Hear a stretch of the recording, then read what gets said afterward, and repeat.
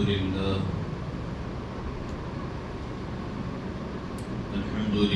الذي يسبح الرعد بحمده والملائكة من خيفته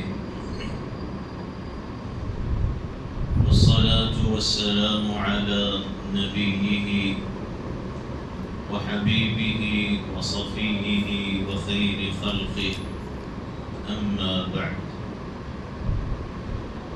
میرے نہایت قابل احترام بزرگوں، عزیز دوستوں، نوجوان ساتھیوں، اس سے پہلے عید الاضحیٰ کے موقع کی مناسبت سے قربانی کے متعلق تفصیلات عرض کی گئی تھی. چونکہ ہمارے درمیان عید الاضحیٰ سے پہلے سورہ فاتحہ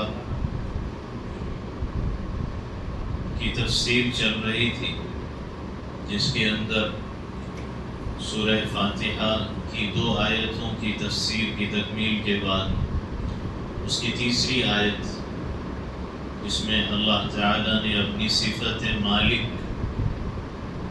کا ذکر فرمایا ہے، اس کے بارے میں گفتگو جاری تھی.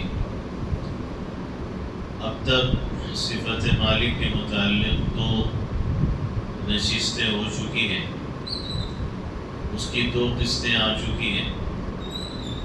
اسی کے تسلسل کو آگے بڑھاتے ہوئے مزید اور 2-4 نشستیں اس صفت مالک کے متعلق ہوگی اور پھر آگے بڑھیں گے. یہ عرض کیا جا رہا تھا کہ دنیا کے اندر جو کنگ ہوتے ہیں ان کو بھی بادشاہ کہا جاتا ہے، جس کو عربی میں ملک کہا جاتا ہے. لیکن ایک ملک اللہ کی ذات ہے اور ایک ملک وہ ہیں جو انسانوں میں ہوتے ہیں، اور ایک مالک وہ ہے جو دنیا کے اندر انسان ہوتا ہے. مختلف چیزوں پہ انسان اپنے آپ کو مالک سمجھتا ہے، مالک کہلاتا ہے، اس کو مالک سمجھا جاتا ہے. اور ایک مالک اللہ کی ذات ہے. تو کائنات کے جو بادشاہ ہوتے ہیں ان کی بادشاہی میں دنیا کے مختلف علاقوں ملکوں کے بادشاہوں کی بادشاہی اور اللہ جو ملک ہے کل کائنات کا، شہنشاہ کائنات ہے، اس کی بادشاہی میں کیا فرق ہے، اس کو مثالوں کے ذریعے سمجھایا جا رہا تھا. اس لیے کہ مثالوں کے ذریعے بات اچھی طرح سمجھ میں آتی ہے، ذہنوں میں اترتی ہے. دنیا کا جو بادشاہ ہوتا ہے، دنیا کا حاکم ہو، حکمران ہو، وزیر اعظم ہو، صدر ہو،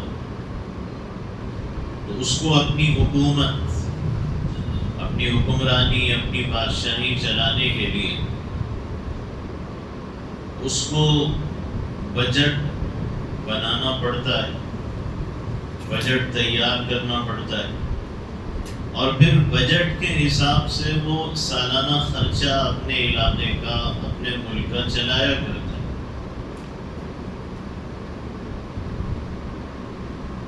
اور اگر بجٹ میں کمی ہو جائے تو پھر وہ اپنے علاقے کی حکومت چلا نہیں سکتا، بلکہ الٹا عوام کے اوپر اس بجٹ کی کمی کا اضافی زائد بوجھ ڈال دیتا ہے. دنیا کے حاکم کو حکومت چلانے کے لیے پبلک سے ٹیکس لینے کی ضرورت ہے. بعض مرتبہ رشوت لے کر پبلک کی دولت لوٹ کر حکمرانی کی جاتی ہے. اور اگر خزانے میں کمی ہو جائے، خزانے میں خسارہ ہو جائے، تو پھر اس کو اپنے سے بڑے حاکم اپنے سے بڑے حکمران کی مدد کی ضرورت پڑتی. زلزلہ آ گیا، طوفان آ گیا، سیلاب آ گیا، آسمانی آفتیں آ گئی، تو وہاں وہ دوسرے صوبوں یا دوسرے علاقوں یا دوسرے ملکوں کے حکمرانوں کی مدد کا ضرورت مند اور محتاج ہو جاتا ہے. اس کے بغیر وہ اپنی حکومت نہیں چلا سکتا. یہ دنیا کا بادشاہ ہے، دنیا کا حاکم اور دنیا کا حکمران ہے. ٹیکس کے بغیر، بجٹ کے بغیر، رشوت کے بغیر، پبلک پہ بوجھ ڈالے بغیر، پبلک کی جیب سے پیسہ نکالے بغیر وہ اپنی حکومت چلا ہی نہیں سکتا. لیکن اللہ جو ملک ہے، جو شہنشاہ کل کائنات ہے، جو ملک بھی ہے اور مالک بھی ہے، اس کو اپنی کائنات کا نظام چلانے نہ بجٹ چاہیے، نہ ٹیکس چاہیے، نہ روپیہ، نہ پیسہ، نہ کسی کی دولت چاہیے. اس کو کسی کی مدد کی کوئی ضرورت نہیں. زلزلے، طوفان، سیلاب آئے تو اس کو کسی کی مدد کی کوئی ضرورت نہیں ہے. اگر اس نے یہ حکم دیا ہے کہ زکوٰۃ دو، خیرات دو، صدقات دو، تو وہ بھی اسی لیے ہے کہ غریبوں کی مدد ہو جائے گی، اور وہ بھی اسی لیے ہے کہ تمہارے مال کی حفاظت ہو جائے گی، اور وہ بھی اسی لیے کہ تمہارے مال کا میل کچیل دور ہو جائے گا. تو اس میں تمہارا فائدہ، ورنہ اس کو کوئی ضرورت نہیں ہے. تو اس کی شہنشاہی میں اور دنیا کے جو بادشاہ ہیں ان کو بھی ملک کہا جاتا ہے، لیکن اس میں کوئی مثال نہیں، کوئی برابری نہیں، کوئی جوڑ نہیں بنتا. یعنی اللہ صرف ملک نہیں ہے، وہ ملک ہونے کے ساتھ ساتھ وہ رزاق بھی ہے. ایک ہی وقت روزی کا انتظام کر رہا ہے، اور ساتھ میں جہاں ملک ہے، رزاق ہے، وہاں وہ علیم بھی ہے. علم کا منبع، خزانہ، سرچشمہ سب کچھ اس کی ذات ہے. اور جہاں ساتھ میں وہ علیم ہے تو وہیں پہ وہ قادر بھی ہے، قدرت رکھنے والا بھی ہے، وہیں پہ وہ خالق بھی ہے، پیدا کرنے والا بھی ہے، وہیں پہ وہ رب بھی ہے، پرورش کرنے والا بھی. تو سب کچھ اسی کی ذات ہے. تو دنیا کا جو بادشاہ، اگرچہ کہ دنیا اس کو بادشاہ ہونے کے اعتبار سے ملک کہہ دے یا مالک کہہ دے، لیکن وہ حقیقی ملک نہیں، اور وہ کل کائنات کی ہر چیز پہ اپنی حکومت، اپنا اختیار نہیں رکھتا.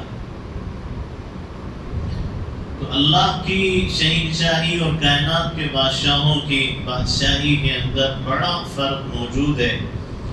اور اللہ تعالیٰ نے ایک طرف یہ بتایا ہے کہ میں ملک ہوں، اور ایک طرف یہ بتایا کہ میں مالک ہوں. جیسے مالک یوم الدین میں مالک فرمایا، قرآن کی دوسری آیتوں میں ملک کا ذکر بھی موجود ہے. تو ملک بھی ہے اور مالک بھی ہے. دنیا کے اندر یہ دیکھا جاتا اور سنا جاتا ہے کہ لوگ کئی لوگوں کو کسی چیز کا مالک قرار دیتے کہ یہ زمین کا مالک، یہ اس گھر کا مالک، یہ اس گاڑی کا مالک، یہ اس باغیچے کا مالک، یہ اس فارم ہاؤس کا مالک. تو لوگ اس طرح دنیا میں بعض چیزوں سے نسبت کر کے لوگوں کو اس کا مالک قرار بھی دیتے ہیں، اور جس کے پاس وہ چیزیں ہوتی ہیں وہ ان چیزوں کا اپنے آپ کو مالک سمجھتا بھی ہے، ملکیت کا دعویٰ رکھتا بھی ہے، ان چیزوں کو وہ اپنے اختیار سے استعمال کرتا بھی ہے. تو دنیا میں بھی تو کئی لوگوں کو کئی چیزوں کا مالک کہا جاتا ہے، لیکن یہاں یہ سمجھنا ہے کہ ایک اللہ ہے، وہ بھی مالک ہے. دنیا میں بھی بعض چیزوں کے مالک، تو اس کی مالکی میں دنیا کے مالکوں میں کیا فرق ہے؟ فرق صاف ہے اور واضح اور ظاہر ہے. اور وہ فرق یہ ہے کہ دنیا کے اندر جو مالک ہوتے ہیں ان کی ملکیت پوری طرح کی نہیں ہوتی.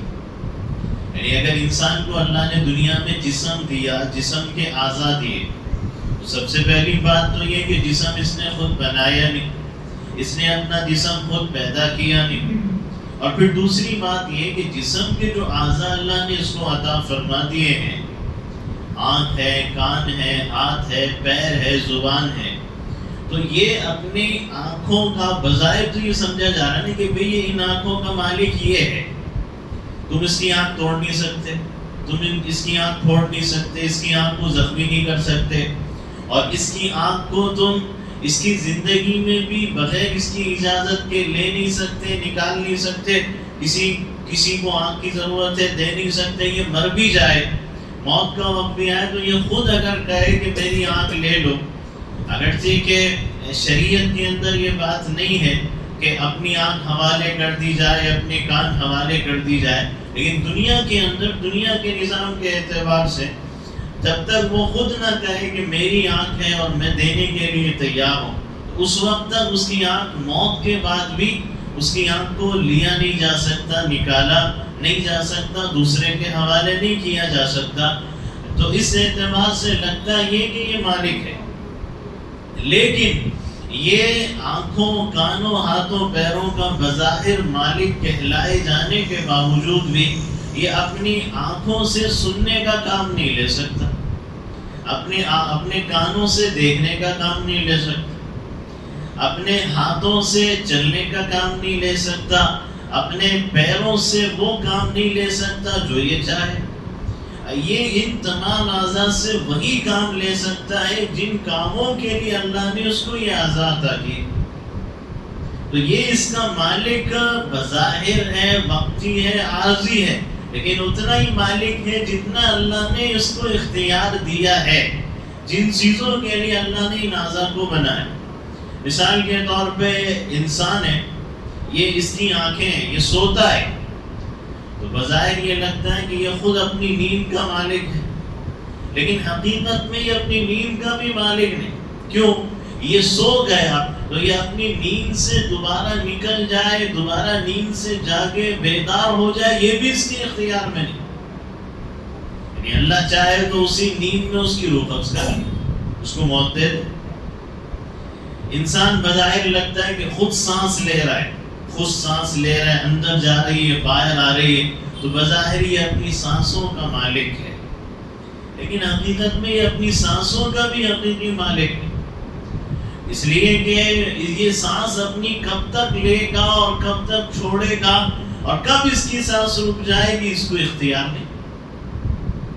پانی کا گلاس ہے، پانی پی رہا ہے، بظاہر لگ رہا ہے کہ یہ اس گلاس کا مالک ہے، یہ اس پانی کا مالک ہے جو اس کے پاس ہے، اس کے گلاس میں ہے، پی رہا ہے، ملکیت ہے، اس کا ملک ہے اس کی، اس لیے پی رہا ہے، لیکن ابھی اس پانی کا بھی مالک نہیں، اس لیے کہ جو گلاس پانی پیا ہے اب اس کو باہر نکالنے کا اختیار بھی اس کو نہیں، تو یہ مالک حقیقی کہاں ہو؟ اس لیے کہ مالک حقیقی اور اصلی وہ ہوتا ہے کہ جو خالق بھی ہو، جو رب بھی ہو، جو قادر بھی ہو، جو حاکم بھی ہو۔ چار چیزیں ہوں گی تو حقیقی مالک بنے گا۔ یعنی حقیقی مالک بننے کے لیے پہلی شرط یہ ہے کہ وہ اس چیز کا خود بنانے والا اور پیدا کرنے والا، جبکہ انسان ایسا نہیں۔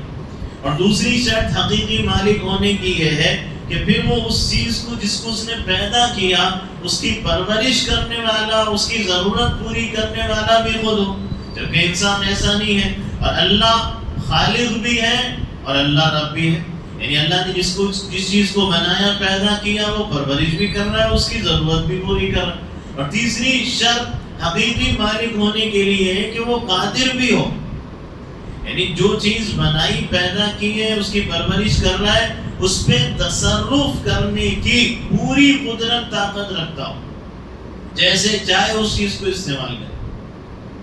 یہ تیسری شرط ہے، جبکہ انسان کے اندر یہ اختیار نہیں۔ اور چوتھی شرط اصلی اور حقیقی مالک ہونے کی یہ ہے کہ وہ اس چیز پر پوری طرح حاکم بھی ہو، اس چیز کے اوپر اپنی حکومت، اپنی حاکمیت پوری طرح رکھتا ہو، اسی کو اصلی اور حقیقی مالک کہا جا سکتا ہے۔ جبکہ دنیا کے اندر، انسان کے اندر یہ چیزیں موجود نہیں، اس لیے اس کو اصلی اور حقیقی مالک نہیں کہا جا سکتا۔ دنیا کے اندر اللہ تعالیٰ نے دنیا کو اسباب کی دنیا بنایا، چیزوں، ذرائع، وسائل کی دنیا بنایا، یہ دار الاسباب ہے۔ تو یہاں اللہ نے چیزیں، اسباب پیدا کیے، انسان کو دیے، تو یہ اللہ کی طرف سے ملنے والی نعمتیں ہیں جو بطور امانت کے اس کو ملی، اور یہ دیکھ کر اللہ نے انسان کو آزمائش اور امتحان میں ڈال دیا۔ لیکن انسان ان کا حقیقی مالک نہیں ہو سکتا. حقیقی مالک اللہ ہی کائنات کی ہر چیز کا ہے. مثال کے طور پر دنیا کے اندر جانور ہیں، ہاتھی، گھوڑا، گدھا، خچر، اونٹ، بکری، گائے، بھینس، بیل وغیرہ. اب دنیا کے اندر ان چیزوں سے دودھ کا کام، انڈے کا کام، گوشت کا کام، سواری کا کام لیا جاتا ہے. تو اب جو اونٹ کا مالک ہے اس کو یہ کہا جاتا ہے یہ صاحب اونٹ کے مالک ہے، یہ صاحب بیل کے مالک ہے، یہ صاحب بکری کے مالک ہے، یہ صاحب گھوڑے کے مالک ہے. تو مطلب یہ کہ ان کی ملکیت ہے، ان کا قبضہ ہے، یہ جیسے چاہے استعمال کریں. لیکن آپ غور کریں کہ یہ جتنے جانور ہیں جو دودھ، گوشت، انڈے، سواری دے رہے ہیں، اور جو شخص بھی ان کا مالک ہے، تو اگر یہ جانور دودھ دینے سے انکار کرتے، دودھ دینا بند کرتے، تو یہ جو بکری کے مالک ہیں، جو صاحب بکری کے مالک ہیں، اگر وہ بکری دودھ دینے سے انکار کرے، دودھ دینا بند کرے، تو وہ اس کے اندر سے دودھ نہیں نکال سکتا، اس کو دودھ دینے پہ مجبور نہیں کر سکتا، حالانکہ یہ مالک ہے بکری کا. اگر اونٹ انکار کرتے سواری دینے سے، تو یہ اونٹ کا مالک ہوتے ہوئے سواری اس پہ نہیں کر سکتا. اگر انکار کرتے بھینس گوشت دینے سے، تو یہ بھینس کا مالک ہوتے ہوئے اس سے گوشت حاصل نہیں کر سکتا. مرغی کا مالک ہے، لیکن اگر مرغی انڈے نہ دے تو پھر یہ مالک ہوتے ہوئے مرغیوں کا ان سے انڈے نہیں نکال سکتا. تو یہ حقیقی اور اصلی مالک دنیا کا انسان نہیں ہو سکتا. بظاہر اس کو مالک کہہ دیا جاتا ہے، حقیقی اور اصلی مالک تو صرف اللہ کی ذات ہے. تو یہ سمجھنے کی ضرورت ہے کہ کائنات کے جو مالک ہیں ان میں اور اللہ کی مالکیت کے اندر کیا فرق ہے. یہی جانور جن کا یہ مالک ہے، اگر یہ مر جائیں تو یہ مالک ہوتے ہوئے ان کو موت سے نہیں بچا سکتے. بیمار ہو جائے جو جانور اس کی ملکیت میں، مالک ہوتے ہوئے ان جانوروں کو بیماری سے نہیں بچا سکتا. بچانا تو دور کی بات ہے، ہاتھی کا مالک ہے، اس کو سمجھا جا رہا ہے کہ یہ ہاتھی کا مالک ہے، لیکن وہی ہاتھی اس کو اگر پھر جائے تو اسی مالک کو کچل دے، اسی مالک کو رونق دے. یہ اپنے آپ کو نہیں بچا سکتا. کتے کا اگر مالک ہے، زمانے بھر پالا ہے، وفادار جانور سمجھا جاتا ہے، اس کی وفاداری کی مثالیں دی جاتی ہیں، لیکن وہی وفادار کتا، اس کے مالک نے اس کو پالا ہے، ہر چیز کا خیال کیا ہے اس کی، وہ پتہ نہیں کب چاہے تو پھر جائے اور وہ اپنے ہی مالک کے اوپر حملہ کر کے اس کو ختم کر. تو یہ دنیا کے مالکوں کا حال ہے. تو یہ مالک کیسے ہو سکتے ہیں؟ یہ صرف دھوکہ ہے کہ ہم مالک ہیں. تم مالک نہیں ہو، یہ اللہ نے دے دیا ہے، یہ اللہ نے تمہارے حوالے کر دیا، اللہ نے موقع دے دیا، اللہ نے جانوروں کے اندر یہ بات ڈال دیے کہ وہ سواری کے لیے تیار ہو گئے، گوشت دینے تیار ہو گئے، دودھ دینے تیار ہو گئے، انڈے دینے تیار ہو گئے، تمہاری وفاداری اور خدمت کو تیار ہو گئے. تم حقیقی مالک نہیں. اگر ہوتے تو تم یہ سب کر کے بتا دو، دکھا دو. یعنی تم اگر جانوروں کے مالک بھی ہو تو کھلاتے کیا ہو؟ انہی کی پیدا کی ہوئی گھاس. مالک کل کائنات، حقیقی مالک کی پیدا کی ہوئی گھاس، حقیقی مالک کا پیدا کیا ہوا چارہ، حقیقی مالک کا پیدا کیا ہوا گنا، حقیقی مالک کا پیدا کیا ہوا پانی، اسی کو کھلاتے اور اسی کو پلاتے ہو اور یہ سمجھتے ہو کہ میں حقیقی اور اصلی مالک بن گیا، میری ملکیت، میں جیسے چاہے استعمال کروں. یہ نہیں ہو سکتا. تم اصلی اور حقیقی مالک نہیں بن سکتے. بیوی بچوں کو دیکھیں. دنیا میں انسان یہ سمجھا جاتا ہے کہ یہ شوہر ہے، یہ اس کی بیوی ہے، اس کے بچے ہیں، تو یہ ان بیوی بچوں کا مالک ہے. تو حقیقت میں دیکھا جائے تو انسان اپنی بیوی بچوں کا بھی مالک نہیں. اس لیے کہ اس جو بیوی اور بچے ہیں ان کو پیدا کس نے کیا، اور پھر ان کے اندر روح کس نے پھونکی، ان کو جسم کس نے دیا، ان کے جسم کے اعضاء کس نے بنائے. ٹھیک ہے تمہاری بیوی بچے ہیں، تم کما کے لا کے دے رہے ہو، لیکن ان کو پانی کون دیتا ہے، ان کو غلہ اناج کون دیتا ہے، ان کو پھل و پھول اور میوے کون دیتا ہے. اور پھر تم اگر بیوی بچوں کے مالک ہو، بیمار ہو گئے، بچا لو بیماری سے، مرنے لگا تمہارا بچہ تمہارے سامنے، تمہاری بیوی، بچاؤ موت سے. تم بیوی بچوں کے بھی مالک نہیں. دھوکہ ہے کہ میں بھی مالک ہوں کسی چیز کا. انسان سمجھتا ہے کہ میں درختوں کا مالک، میں پودوں کا مالک، میں باغوں کا مالک، حالانکہ حقیقت میں یہ ان کا بھی مالک نہیں. کیوں؟ اس لیے کہ جو بیج تم ڈالتے ہو زمین میں، وہ بیج بھی تمہارا پیدا کیا ہوا نہیں ہے. پھر تم نے بیج ڈال بھی دیا تو آگے کیا ہوگا اور آگے کیا ہو رہا ہے تم جانتے ہیں. وہ بیج پرورش پا رہا ہے یا گل کے سڑ کے ختم ہو گیا تمہیں کوئی پتہ نہیں. اور تم نے بیج ڈال بھی دیا زمین پہ تو تم فکر مند رہتے ہو کہ پتہ نہیں کیا ہوگا. اور پھر اب نگاہیں تمہارے آسمان کی طرف ہوتی ہیں کہ کب بادل آتا ہے، کب بارش برستی ہے. اس لیے کہ تم مالک نہیں ہو ان درختوں اور پودوں کے.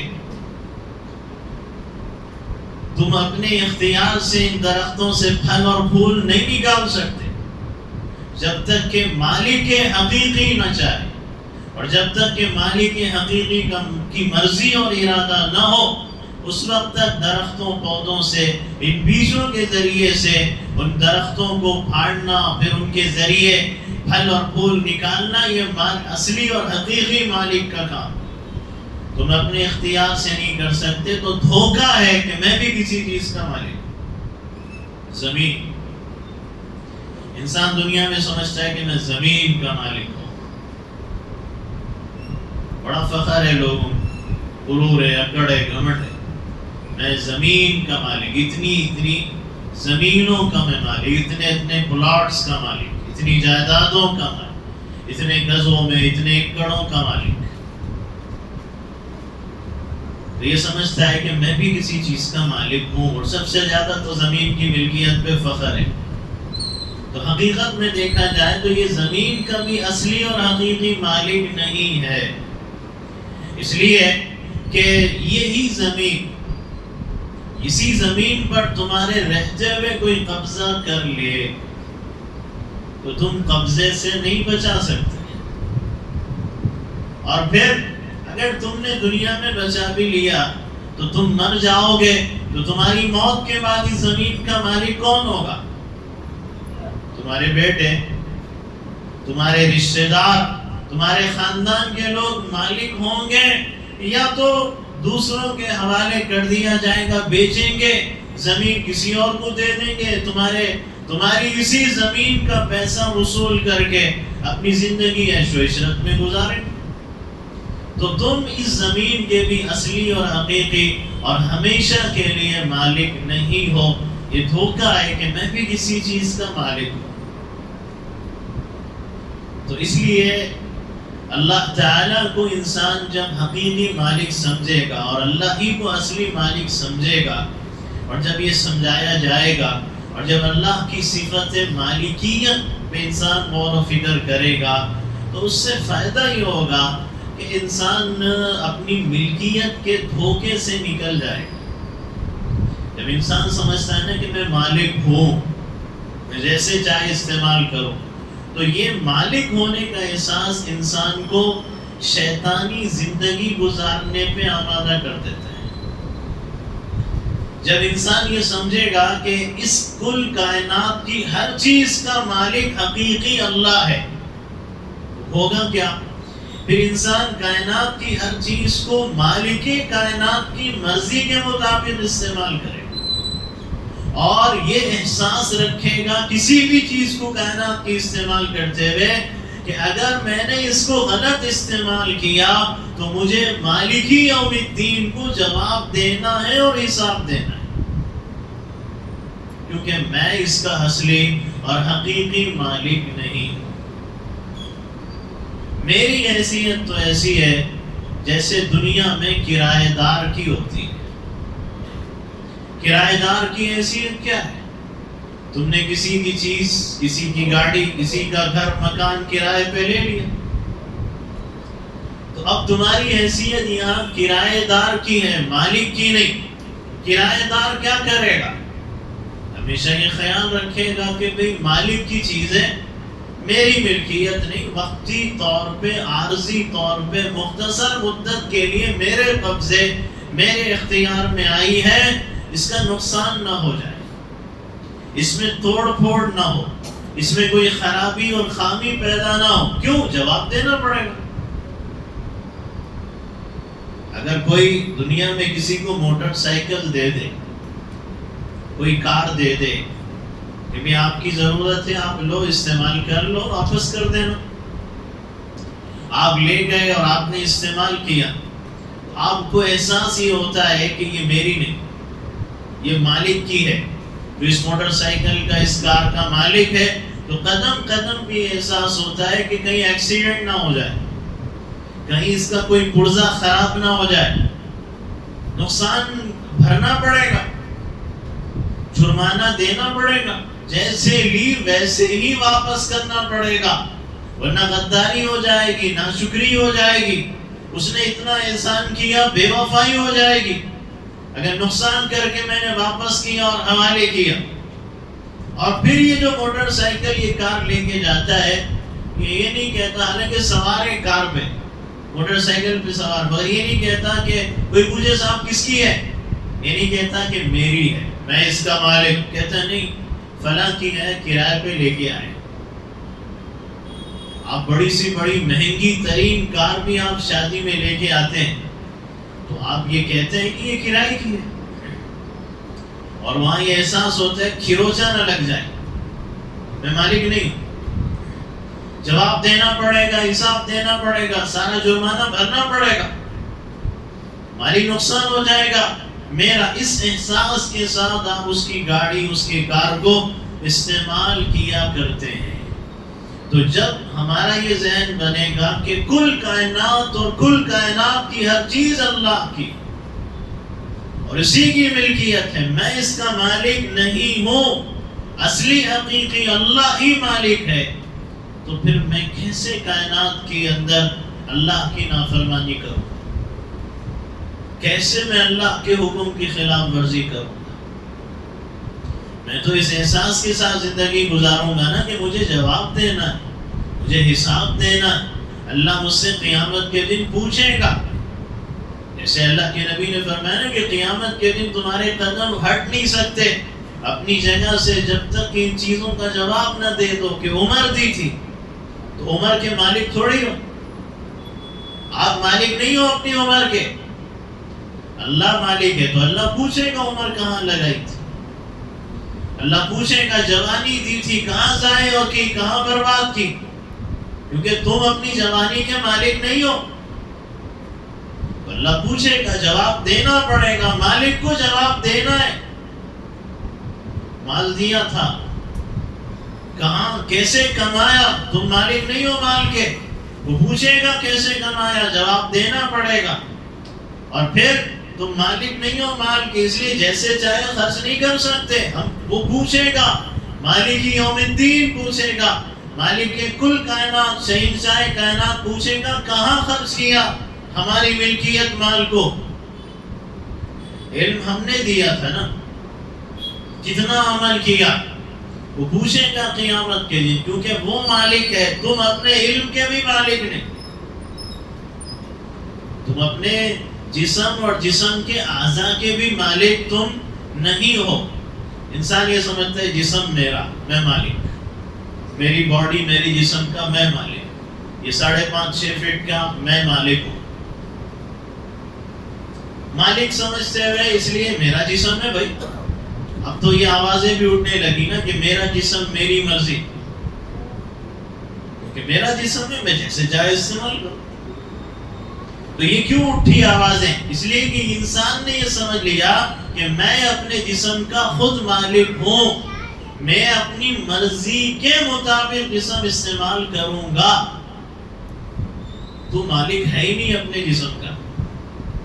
اگر تم اپنے جسم کے مالک ہو تو تم بچاؤ اپنے آپ کو شوگر سے، تم بچاؤ اپنے آپ کو بی پی سے، تم بچاؤ اپنے آپ کو ٹینشن اور ڈپریشن سے، تم بچاؤ اپنے آپ کو فالج سے، تم بچاؤ اپنے آپ کو ہڈیوں، رگوں اور جوڑوں کے دردوں سے، تم بچاؤ اپنے آپ کو کینسر سے، تم بچاؤ اپنے آپ کو لقوا سے، تم بچاؤ اپنے آپ کو اپاہج اور معذور ہو جانے سے، تم بچا لو اپنے آپ کو ہارٹ اٹیک سے، بچاؤ دل کا دورہ پڑنے سے، بچاؤ نا اپنے آپ کو۔ تم مالک ہو اپنے جسم کے، تم یہ جب سمجھتے ہو کہ مالک ہو تو بچاؤ ان چیزوں سے۔ کیوں نہیں بچا سکتے؟ تم مالک ہو اپنی آنکھوں کے، بچاؤ آنکھوں کی روشنی کمزور ہونے سے، واپس لاؤ آنکھوں کی روشنی۔ ایک وقت تک تو تم اینک چشمہ لگا لو گے، ایک وقت ایسا بھی آتا ہے اینک چشمہ بھی کام نہیں کرتا۔ مالک ہونا، بچاؤ آنکھوں کی روشنی، لاؤ دوبارہ واپس۔ تو مالک ہونا جسم کے، تو کان سنائی نہیں دیتا، سنوائی بھی کمزور ہو جاتی، آلے لگانے پڑتے ہیں، بعض کو تو آلے بھی کام نہیں کرتے۔ تو مالک ہو، واپس لاؤ اپنی سنوائی۔ ایک دور وہ تھا تم چلتے تھے، پھرتے تھے، اکڑ، غرور، گھمنڈ سے چلتے تھے، آج تم سے چلا نہیں جاتا۔ تم کھڑے ہو کر عبادت ادا نہیں کر سکتے، آج تم سے زمین پہ بیٹھا نہیں جاتا۔ کیوں نہیں بیٹھ سکتے؟ مالک ہو جسم کے، بیٹھو، ختم کرو کمزوری کو، بدلو قوت طاقت میں، بیماری کو بدلو صحت مندی تندرستی میں۔ کیوں نہیں بدل سکتے؟ اس لیے کہ تم اپنی جسم کے اعضاء کے مالک نہیں ہو۔ تم اپنے آپ کو بیماری سے نہیں بچا سکتے۔ تم بچاؤ، اگر جسم کے مالک ہو، بچاؤ اپنے آپ کو بڑھاپے سے، بچا کے دکھاؤ۔ ہے کائنات کی کوئی طاقت جو اپنے آپ کو بڑھاپے سے بچا لے؟ دھوکہ کب تک دو گے؟ اندر سے کھوکھلے ہی رہو گے۔ کر لو بال کالے، لے لو انجیکشن، کھا لو کیلشیم کی دوائیں، لیکن کھوکھلے ہی رہو گے، بوڑھے ہی رہو گے۔ تمہاری کمزوری تم خود جانتے ہو۔ دنیا کو چاہے کتنا ہی دھوکہ دینے کی کوشش کیوں نہ کرو، تم اگر جسم کے مالک ہوتے تو تم اپنے آپ کو بڑھاپے سے بچاتے۔ اگر تم اپنے جسم کے مالک ہو، تمہاری مرضی چلتی ہے تو پھر بچاؤ اپنے آپ کو موت سے۔ میرا جسم میری مرضی کہنے والے اپنے آپ کو موت سے بچا کے دکھائیں، نہیں بچا سکتے، اس لیے کہ تم اپنے جسم کے مالک ہو ہی نہیں۔ تمہیں دھوکہ لگا ہے کہ میں بھی کسی چیز کا مالک ہوں۔ اصلی اور حقیقی مالک ہی یوم الدین ہے۔ وہ مالک کل کائنات، وہ شہنشاہ کل کائنات۔ اور جب وہی اصلی اور حقیقی مالک ہے تو تم اس کی مرضی کے مطابق زندگی کیوں نہیں گزارتے؟ اس کی ناراضگی میں، اس کی بغاوت میں، اس کی غداری میں، اس کی بے وفائی میں، اس کے احکامات کی خلاف ورزی میں اپنی زندگی کو کیوں گزارتے ہو؟ جب حاکم اور حکمران کو یہ احساس رہے گا، چاہے وہ غیر ایمان والا ہو یا ایمان والا خاص طور سے، کہ زمین دھرتی اللہ کی، اللہ نے مالک بنا دیا ہے ظاہری طور پہ کسی علاقے، کسی ملک کا، لیکن مالک تو اللہ ہے۔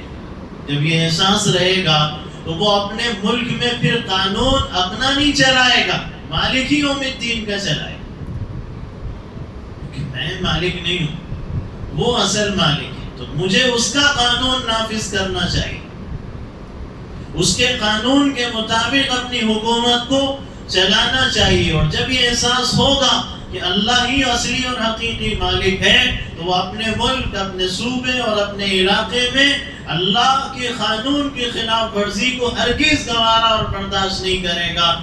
دنیا کے اندر کلمہ گو ایمان کا دعویٰ کرنے والے حکمران جو مختلف ملکوں اور علاقوں پہ مالک بنے ہوئے ہیں، حاکم بنے ہوئے ہیں، ان کے علاقوں اور ملکوں میں اللہ کے قانون کی خلاف ورزی کیوں ہو رہی ہے؟ اس لیے کہ انہوں نے یہ سمجھا ہے کہ میں بھی مالک ہوں، میں اس علاقے اور ملک کا مالک ہوں۔ اللہ کے مالک ہونے کا احساس ختم ہو گیا، اس لیے وہ اپنے علاقوں کے اندر زنا کے کاروبار کی اجازت بھی دے رہے ہیں، سود کو کی بھی اجازت دے رہے ہیں، شراب کے لیے بھی لائسنس فراہم کر رہے ہیں، اور وہ اپنے علاقوں میں جوئے کی بھی اجازت دے رہے ہیں، اور ناچ گانے کو ایک انڈسٹری سمجھ کے اس کو عام کیا جا رہا ہے، اور وہ علاقے کے جہاں پہ دنیا میں مرد کی عورت کے ساتھ، عورت کے مرد کے ساتھ شادی کی اجازت بھی دے دی گئی، اور جہاں پہ ظلم ہوتا ہے، جن علاقوں میں فساد ہوتا ہے، قتل و غارت گری ہوتی ہے، ناانصافیاں ہوتی ہیں، ظلم و زیادتیاں ہوتی ہیں، اور اس کی اجازت دی جاتی ہے، اس کے لیے موقع فراہم کیے جاتے ہیں، یہ سب کیوں ہیں؟ یہ سب اس لیے ہے کہ انسان نے اپنے آپ کو مالک سمجھا ہوا ہے اس دنیا کا، اس لیے یہ ساری غداریاں، یہ ساری ناانصافیاں، یہ ساری ظلم و زیادتیاں ہیں۔ دنیا کے اندر اللہ کو حقیقی مالک نہ سمجھنے ہی کا نتیجہ ہے، جس کی وجہ سے ایک علاقے والے دوسرے علاقے والوں پہ چڑھائی کرتے ہیں، ان پہ حملہ کرتے ہیں اور ان کو نقصان پہنچاتے ہیں، وہاں کے لوگوں کو غلام بناتے ہیں، قیدی بناتے ہیں، اپاہج بناتے ہیں، اور وہاں کے لوگوں پہ ظلم و ستم کا بازار گرم کر دیتے ہیں۔ یہ سب کیوں ہے؟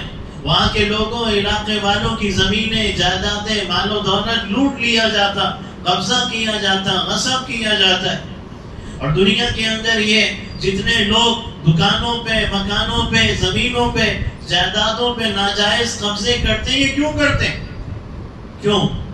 اس لیے کہ یہ سمجھتے ہیں کہ میں مالک ہوں، اور اگر نہیں ہوں تو مجھے بننا ہے مالک، اور اگر یہ میری ملکیت نہیں تو لانا ہے اپنی ملکیت میں، لاؤں گا تو مجھے بھی مالک کہا جائے گا، سمجھا جائے گا۔ کچھ پیپر ڈاکومنٹ جعلی بنا لوں گا، کسی وکیل کو دے کر فرضی تیار کر لوں گا، کسی وکیل کو لے کر خرید کر، تو میں بھی مالک کہلایا جاؤں گا، میں بھی مالک سمجھا جاؤں گا۔ اسی لیے تو یہ سب کچھ ہو رہا ہے۔ اس لیے کائنات کے اندر اللہ کو اصلی اور حقیقی مالک نہ سمجھنے کا نتیجہ ہے کہ انسان یہ سمجھتا ہے کہ مجھے بھی مالک بننا ہے اور میں بھی مالک ہوں، اور اسی کے لیے کائنات کے اندر اسی وجہ سے سارے فسادات، ساری برائیاں، ساری خرابیاں جنم لے رہی ہیں۔ باقی مزید باتیں مثالوں کے ذریعے بات سمجھنا زیادہ آسان ہوتا ہے، اس لیے انشاءاللہ آگے اور مزید مثالوں کے ذریعے، اور کائنات کی جو تاریخ اور ہسٹری رہی ہے کہ چونکہ اللہ کو مالک نہیں سمجھا، اپنے کو مالک سمجھا، اس لیے کائنات کی تاریخ میں کیا کیا ہوا ہے اس کا بھی انشاءاللہ آئندہ تذکرہ آئے گا۔ حق جل شانہ ان باتوں کو سمجھنے اور اس پر عمل کرنے کی توفیق عطا فرمائے۔ وآخر دعوانا